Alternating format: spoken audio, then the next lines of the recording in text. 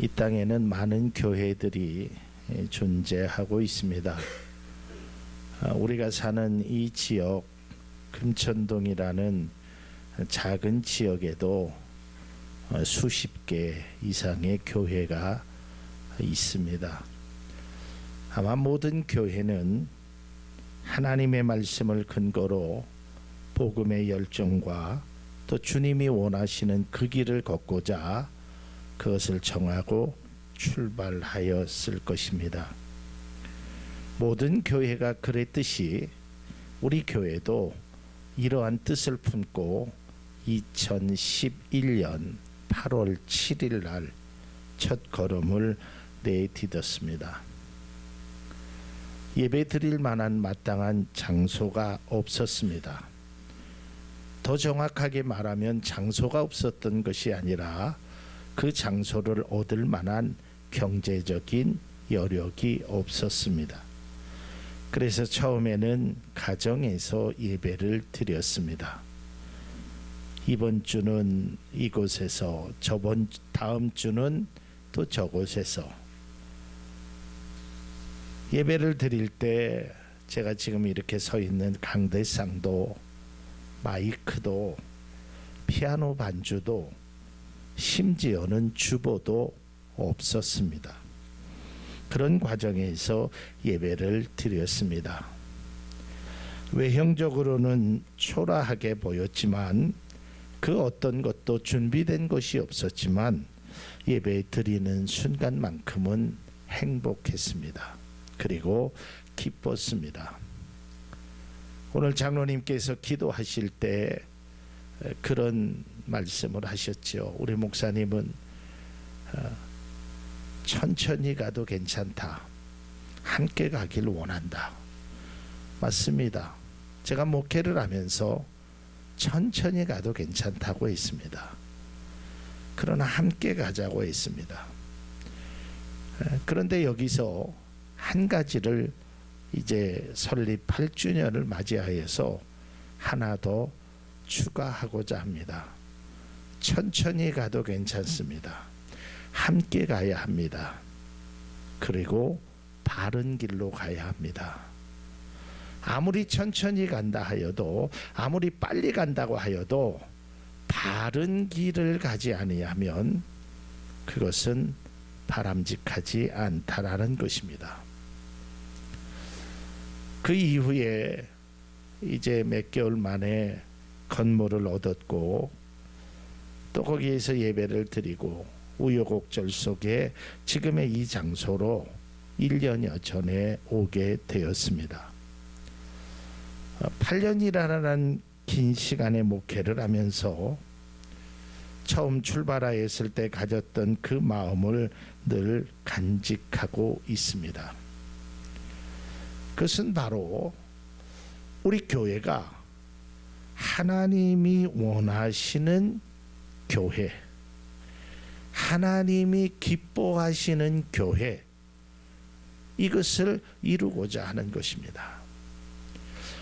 우리 교회가 처음으로 이제 교회를 설립해야겠다고 할 때 뭐 다른 것은 없어도, 뭐 강대상도 없고 마이크도 없고 반주자도 없고 다 없어도 교회 이름은 있어야 되잖아요. 그래서 교회 이름을 뭘로 정할까 고민하다가 창세기 1장에 태초에 하나님이 천지를 창조하신 그 말씀이 떠올랐습니다. 그리고 하나님께서 6일 만에 천지를 창조하셨는데 그 창조하실 때마다 이렇게 말씀하셨습니다. 보시기에 좋았더라. 그래서 우리 교회가 하나님 보시기에 좋았더라. 또 성도들이, 또 주변의 사람들이 보기에 좋았더라. 이것을 목표로 이름을 정했던 것입니다. 그리고 8년이라는 시간이 지났습니다. 과연 하나님이 우리 교회를 보시고 보시기 좋았더라, 그런 말씀을 하시기를 원하면서 목회의 길을 걷고 있습니다. 오늘 본문의 말씀을 제가 교회는 어떤 모습이 되어야 할까라고 말씀드렸습니다. 원래 교회라는 그 뜻은, 원래의 뜻은 바깥으로부터 불러 모으다라는 뜻입니다. 다시 말해서 세상으로부터, 죄악된 세상 속에서 살아가는 사람을 이렇게 불러서 모으는 것입니다. 우리가 초등학교 진학할 때를 생각해 보면, 여러분 초등학교 되면 국가에서 이 통지표라는 것이 나옵니다. 이제 8살이 됐으니까 너희들은 학교로 오라. 마찬가지로 하나님께서 우리들을 부르신 것입니다. 오라라는 것입니다. 바깥에서. 그러나 결국 이 교회라는 것이 사람들의 집단, 사람들의 모임입니다. 근데 그냥 모이는 것이 아니라 예수 그리스도라는, 또한 주님을 고백하는 사람들의 모여 있는 곳이 바로 교회라는 것입니다. 그래서 교회는 하나님의 백성의 거룩함이 묻어져 있어야 하는 것입니다. 그리고 이 교회는 하나님의 백성들이 하나님의 은혜를 발견하고 그것을 기뻐하고 나누고 전하며 섬기는 것이 교회가 되어야 한다라는 것입니다. 또한 교회는 복음이 중심이 되어야 합니다. 교회는 결코 어떤 사람이나 어떠한 사상이 중심이 되어서는 안 되는 것입니다. 하나님의 복음, 이것이 중심이 되어야 합니다. 그래서 사도 바울은 로마서 1장 16절에서 17절에 이런 말씀을 하십니다. 내가 복음을 부끄러워하지 아니하노니 이 복음은 모든 믿는 자에게 구원을 주시는 하나님의 능력이 됨이라. 먼저는 유대인에게요 그리고 헬라인에게로다. 복음에는 하나님의 의가 나타나서 믿음으로 믿음에 이르게 하나니 기록된 바 오직 의인은 믿음으로 말미암아 살리라 함과 같으니라. 교회는 하나님의 능력이, 하나님의 의가 나타내야 합니다. 그 의가 여기 계신 한 분 한 분 속에 나타나야 된다라는 겁니다. 건물로 나타내는 것이 아닙니다. 여러분 스스로가 하나님 백성다운 모습을 살아가야 한다라는 것입니다. 시골에 가보면 분명히 학교입니다. 학교의 모습을 하고 있습니다. 운동장도 있고 또 들어가는 출입문에 학교의 모습, 또 학교 건물도 있고 강당도 있습니다. 그런데 그것을 학교라고 말하지 않고 폐교라고 말합니다. 결국은 문을 닫은 학교라는 뜻이죠. 아무리 건물을 잘 지어놨고 아무리 운동장이 넓고 아무리 좋아도 그곳에 학생이 없으면 결국은 폐교가 되는 것입니다. 여러분 교회도 마찬가지입니다. 아무리 잘 지어놓고 아무리 멋지게 해놔도 그곳에 사람이 없으면, 여기서 말하는 사람이라는 건 그냥 사람을 의미하는 것이 아닙니다. 진정으로 하나님의 복음의 사람이 없다면 그것은 교회가 되지 않는다는 거예요. 찬양이 있고 기도가 있더라도, 모든 시스템이 다 갖춰 있더라도 교회가 교회다운 모습, 다시 말해서 한 성도 한 사람 한 사람이 바른 모습, 하나님의 백성다움의 모습이 없다면 거긴 교회가 아니라는 것입니다.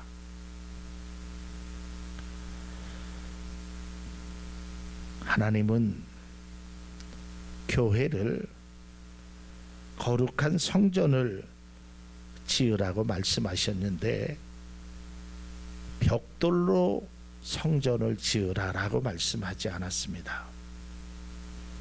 너희가 벽돌이 되어야 된다라는 겁니다. 에베소서 2장 20절에서 22절의 말씀을 보면 여러분은 사도들과 예언자들이 놓은 기초 위에 세워진 건물이며 그리스도 예수가 그 모퉁이 돌이 되십니다. 그리스도 안에서 건물 전체가 서로 연결되어 주님 안에서 자라서 성전이 됩니다. 그리스도 안에서 여러분도 함께 세워져서 하나님이 성령으로 거하실 처소가 됩니다라는 거. 여러분이 교회가 되어야 돼요.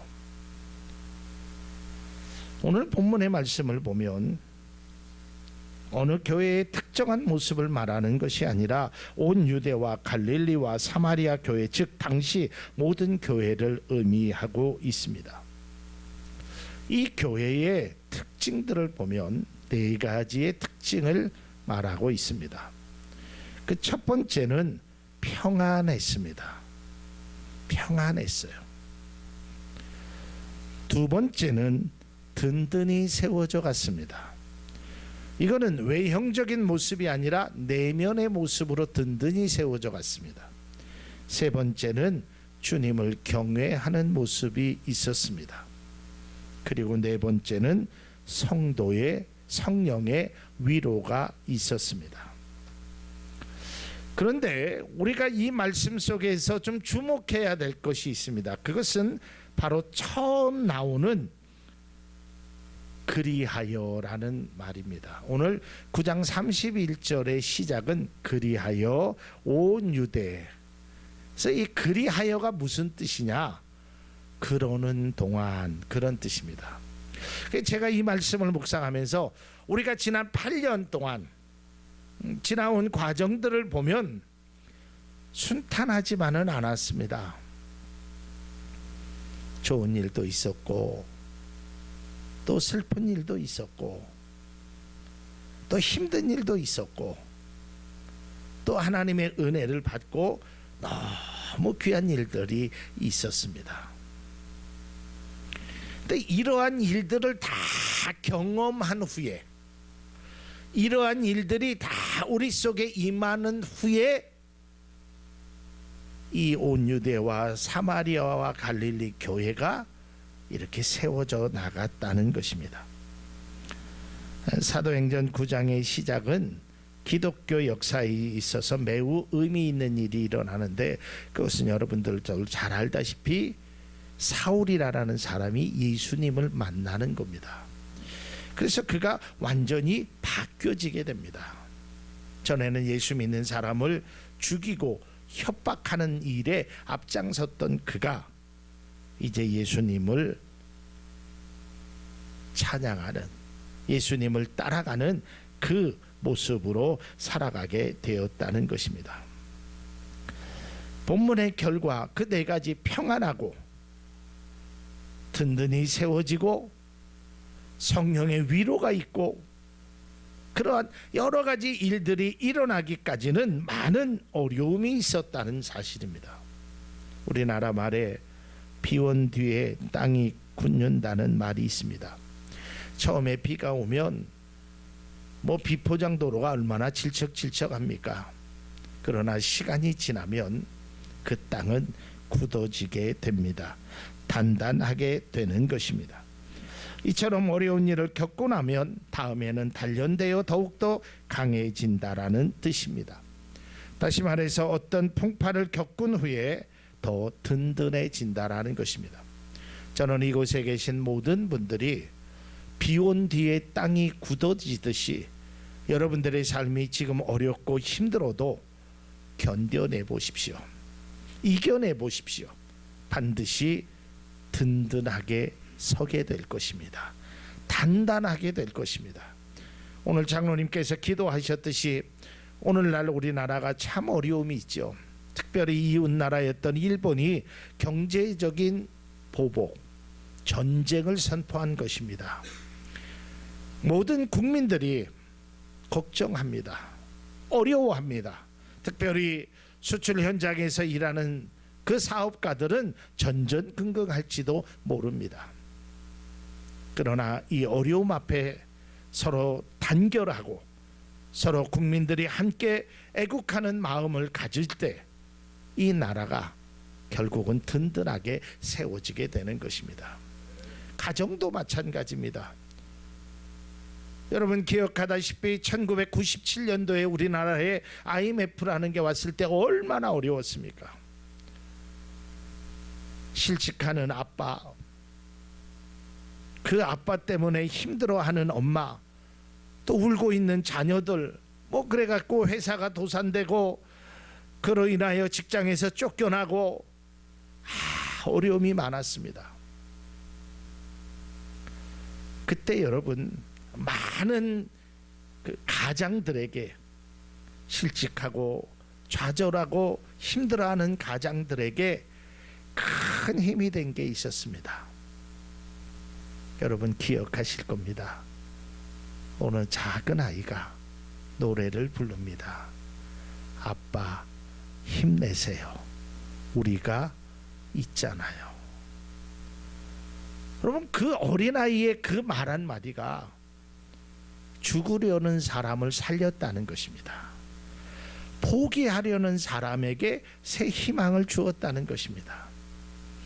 여러분 아무리 어려워도, 아무리 힘들어도 여러분 믿음으로 견뎌 나가면 오늘 이 교회가 든든히 세워지는, 하나님의 성령의 위로가 있는, 내면이 강하게지는, 기쁨이 있는 그러한 교회로 거듭났던 것처럼 여러분의 삶에도, 여러분의 가정에도 이러한 일들이 있기를 주님의 이름으로 축복을 드립니다. 오늘 본문의 교회가 든든히 서가고라는 이 든든이라는 말의 뜻은 영어 성경에 보니까 strong 그랬습니다. 강하다는 것입니다. 근데 여러분 여기서 강하다는 것은 세상의 기준으로 말하는 것이 아닙니다. 하나님의 기준으로 강해졌다라는 것입니다. 평지풍파를 경험한 후에 비로소 강해졌다라는 것입니다. 초대교회의 모습과 기독교의 역사의 교회의 모습을 볼 때 이러한 모습을 쉽게 발견할 수 있습니다. 그래서 저는 오늘날 또 많은 교회들이, 특별히 설립 기념 예배를 드리는 우리 교회가 어떤 모습이 되어야 하나님이 기뻐하실까? 그 첫 번째가 바로 이러한 모습입니다. 그것은 든든해야 합니다. 앞서 말씀드렸듯이 든든하다라는 것은 강하다는 것을 의미한다고 그런데 이 강하다는 의미가, 교회가 강하다는 의미가 과연 무엇일까라는 거예요. 다시 말해서 우리는 무엇으로 강하게 되느냐 이거예요. 힘으로, 권력으로, 돈으로. 이것은 주님이 원하시는 강함이 아니라는 것입니다. 힘으로 강한 것이 아니라 마음으로 강해야 돼요. 그 마음은 사랑하는 마음, 성령의 열매를 맺는 마음으로 강해져야 돼요. 저는 우리 교회가 든든히 세워지는 교회가 되기를 원합니다. 여러분의 가정도 마찬가지입니다. 든든히 서가야 되는데 그 든든히가 세상의 기준으로 든든히 세워지는 것은 무너진단 말이에요. 여러분 이 세상에 있는 많은 사람들이 추구하고 있는 든든함이라는 것이 뭐냐면 평사원이 대리가 되고 싶어 하는 거예요.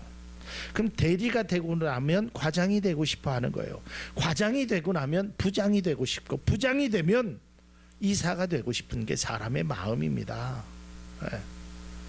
근데 여러분 그것으로는 든든하게 세워질 수 없어요. 내가 비록 말단 사원이라도 정말 내 마음속에 정말 참된 기쁨이 있다면 그것이 바로 든든히 서 있는 사람이 된단 말이에요. 물질로 강한 것이 아니라 교회는 복음으로 강해져야 하는 것입니다.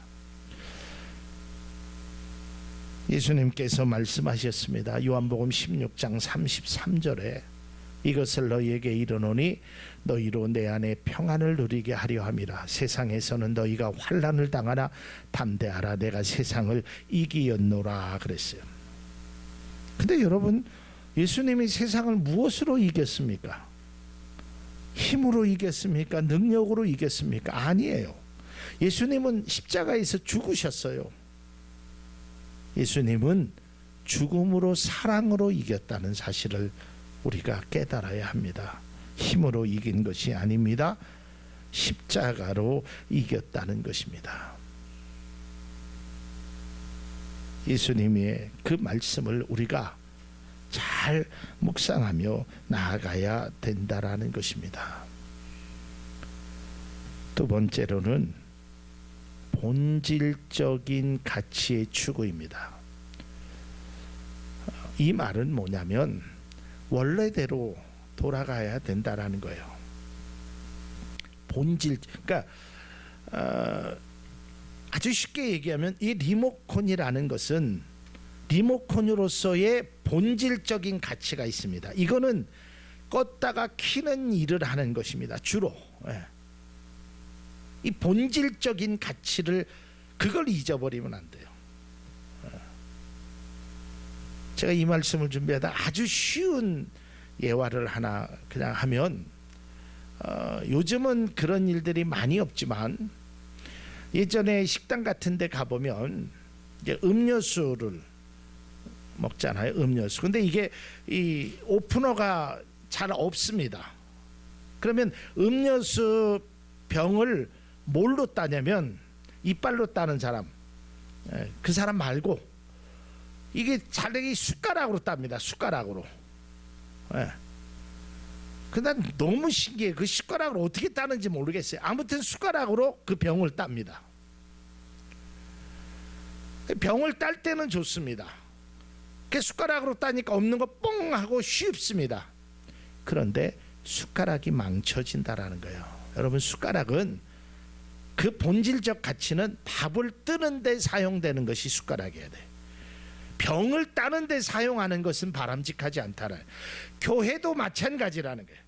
교회의 본질적인 가치는 건물에 있는 것이 아닙니다. 교회의 본질적인 가치는 하나님의 사랑, 하나님의 은혜를 나누는 것이 본질적인 가치가 돼야 돼. 교회의 힘이 돈에 의해서 좌지우지되는 것은 바람직하지 않은 거예요. 이건 하나님이 세우신 그 교회의 귀한 뜻을 우리가 망각하며 살아가는 거예요. 아무리 쉽다고 해서, 아무리 편하다고 해서 숟가락을 가지고 병을 따는 데 사용하면 쉬울 수는 있고 편할 수는 있지만 그 숟가락은 결국은 숟가락으로서 기능을 훼손하고 결국에는 무너지잖아요. 못 쓰게 되잖아요. 고물이 되잖아요. 버려지게 되잖아요. 마찬가지입니다. 아무리 쉬운 길이라도, 아무리 편한 길이라도 이것이 본질적인 가치에서 하나님이 원하시는 길이 아니라면 우리는 그 길을 걸어가면 안 된다는 것입니다. 오늘날 한국 교회와 한국 성도들에 대한 비판의 소리가 높습니다.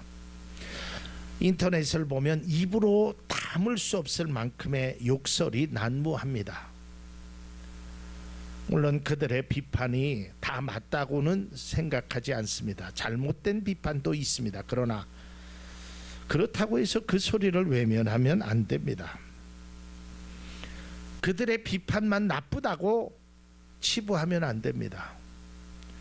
그들의 비판의 소리를 잠재울 수 있는 방법이 있습니다.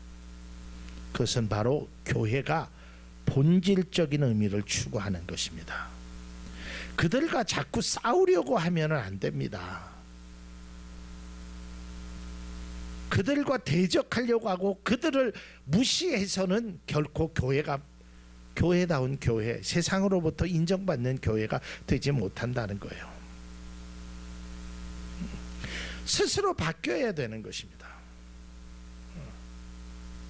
여러분, 우리가 한 20년 전으로 한번 돌아가 봅시다. 20년 전에 20년 전에 여러분들이 파출소를 가거나 경찰서를 가거나 아니면 옛날로 말하면 동사무소를 갈 때 여러분들이 어떤 대접 또는 어떠한 일을 경험해 보셨습니까? 대부분의 사람들이 20년 전만 해도 아이고 경찰관, 여러분 경찰관의 별명을 뭐라고 그러는지 아시죠? 아주 하등 동물로 비교하잖아요. 그리고 공무원들 되면 뭐 교만하다 뭐하다, 실제적으로 그런 일들이 많았어요. 근데 여러분 20년 지난 후에 요즘 여러분 경찰서 한번 가보세요. 주민센터 한번 가보세요. 얼마나 친절한지 몰라요. 이제는 그런 소리가 안 나옵니다. 왜 그래요? 그 공무원들이, 공직자들이 바뀌었기 때문에 그래요. 그렇게 말하는 사람을 비판했던 것이 아니라, 그 말하는 사람을 무시했던 것이 아니라 그 사람들이 스스로 자각했단 말이에요. 많이 변화가 일어. 저는 교회도 마찬가지라고 생각해요. 교회가 그렇게 되어야 돼요. 세상의 비난의 소리를 무시하거나 그들과 싸우려고 하면 안 돼요. 우리 스스로가 자각해야 돼요. 바른 교회를 회복해야 합니다. 이게 우리의 과제고 우리 교회가 걸어가야 할 길입니다. 제가 말씀을 준비하다가 참 귀한 말씀을 들어서 제가 여기다 썼습니다. 교회는 벽돌로 예배당을 지을 수 있지만 벽돌로 교회는 세울 수 없다. 벽돌로 교회를 세우는 것이 아니라 성도가 벽돌이 되어야 한다. 저는 그 말에 참 깊은 공감을 가졌어요. 여러분, 돈으로 예배당은 얼마든지 세울 수 있습니다. 그러나 돈으로 하나님의 교회는 세울 수 없습니다. 이런 말을 하면, 아유 목사님 현실과는 너무나 먼 멀입니다. 우리가 돈만 있어봐야 교회당도 예배당도 지을 수 있고, 돈이 없어갖고 얼마나 힘든 줄 아십니까? 알아요. 저도 돈의 위력이 얼마나 크다라는 것 알아요. 돈이 있으면 얼마나 편하다는 것 느껴요. 그러나 돈이 중심이 되어서는 안 됩니다. 교회를 운영하려고 그러면 돈이라는 게 필요하지요. 그런데 그건 돈이 필요한 거지, 돈이 교회를 운영하면 안 되는 거예요. 돈이 교회의 중심이 되어서는 사람이 교회의 중심이 되어서도 안 돼요. 어떠한 특정한 사람이 중심이 되어서는 안 된다는 겁니다. 여러분, 그 아주 유명한 밥 퍼주는 목사님 아시죠? 최일도 목사님. 그분이 병원을 건립합니다. 병원을 건립하는데 그 목사님은 워낙 뭐 전국적으로 유명한 분이라서 이 내가 병원을 세우는데 좀 도와주십시오라고 했습니다. 그러니까 돈이 있는 사람이 내가 1억을 내겠다, 내가 뭐 5억을 내겠다. 얼마나 쉽습니까?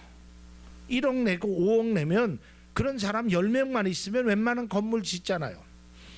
근데 이 목사님이 다 거절했어요.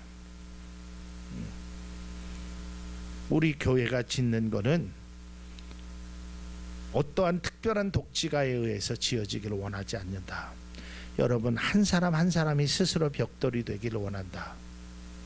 그래서 작은 모금 시작해서 교회를 짓는다고, 그 건물을 짓는다. 저는 교회가 이래야 된다라고 생각되어집니다. 어떠한 돈 많은 사람, 정치력으로 힘 있는 사람에 의해서 교회가 좌지우지 되는 것은 그건 진정한 교회가 아닙니다. 그건 세상의 방법입니다. 하나님의 방법은 그것을 원하지 않는다는 거예요. 바로 교회의 본질을 추구하라라는 것입니다. 교회가 교회되어야 한다라는 것입니다. 저는 심지어는 그런 얘기도 들었어요. 이현구 목사는 돈이 없어서 교회를 못할 것이다. 사실 저 돈이 없거든요. 그런데 여러분, 돈이 없어서 교회를 못하는 것이 아닙니다. 믿음이 없으면 교회를 못하는 거죠. 이게 말이 안 되는 거잖아요. 여러분, 돈 가지고 교회를 한다고 생각하면 삼성이 제일 잘하겠죠. 돈이 많으니까. 근데 하나님은 그런 방법을 사용하지 않으신다라는 것입니다. 저는 돈이 없어서 예배당을 구할 수는 없었지만, 돈이 없어서 지하실로 들어갈 수밖에 없었지만, 그렇다고 돈 때문에 복음을 변질되고 싶은 마음 또한 없습니다. 여러분, 교회는 그렇게 세워지는 것이 아니기 때문입니다. 복음서에 보면 예수님이 말씀하신 말씀을 듣고 사람들이 이런 생각을 했을 겁니다. 아유, 예수님은 세상을 몰라도 너무 몰라. 돈이 있어야 뭐를 하지. 돈이 있어야 뭐를 하지. 그러나 주님은 그 돈과 타협하지 않았습니다. 그리고 주님은 단호하게 말씀하셨습니다. 좁은 길로 가라. 선으로 악을 이기라. 십자가를 지라. 그리고 원수를 사랑하라. 이것이 복음이며 이것이 바로 교회가 행해야 될 본질적인 모습이 되는 것입니다.